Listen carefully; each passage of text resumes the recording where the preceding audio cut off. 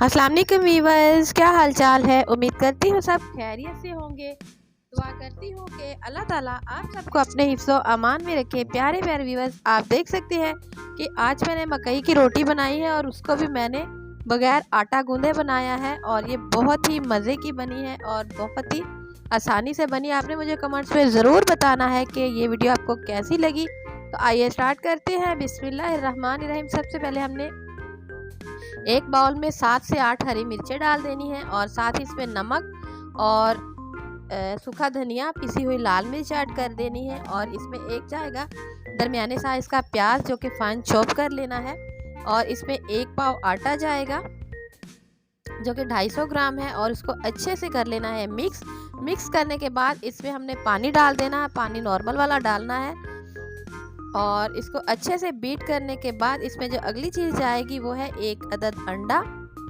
और अंडा डालकर इसको अच्छे से फेंट लेना है। अच्छे से फेंटते जाना है।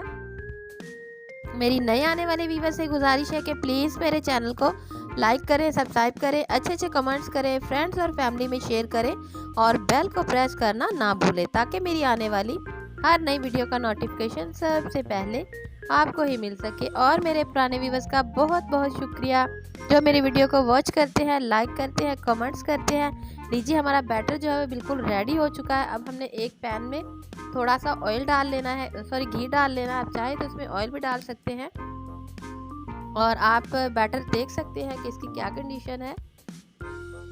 ज़्यादा हार्ड होगा तो रोटी इस तरह से जो है ना वो गोल नहीं बनेगी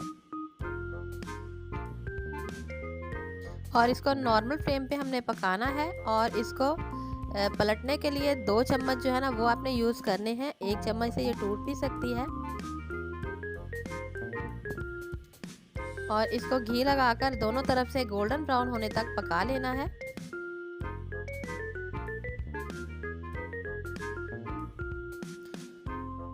और व्यूअर्स, ये मसाले वाली रोटी बहुत ही मज़े की लगती है चाय के साथ। कलर आप इसका चेक कर सकते हैं कितना खूबसूरत है। इतनी ही ये मज़े की रोटी बनी है और अब मैंने इसी पैन पर 3 से 4 रोटियां एक टाइम पे वो भी डाल दी हैं। अगर आपके पास नॉन स्टिक पैन है तो आप 3 से 4 रोटियां एक टाइम पे डाल सकते हैं। अगर आपके पास नहीं है तो आपने तवे पे एक ही रोटी बनानी है और इसको भी दोनों तरफ से पलटते हुए हमने गोल्डन ब्राउन होने तक पका लेना है।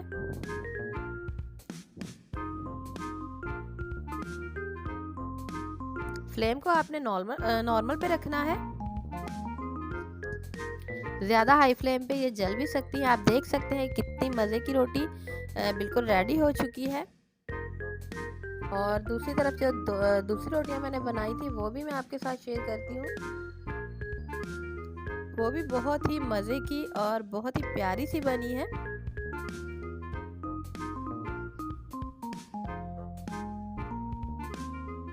उम्मीद करती हूँ कि आपको आज की वीडियो अच्छी लगी होगी। मिलेंगे कल एक नई वीडियो के साथ।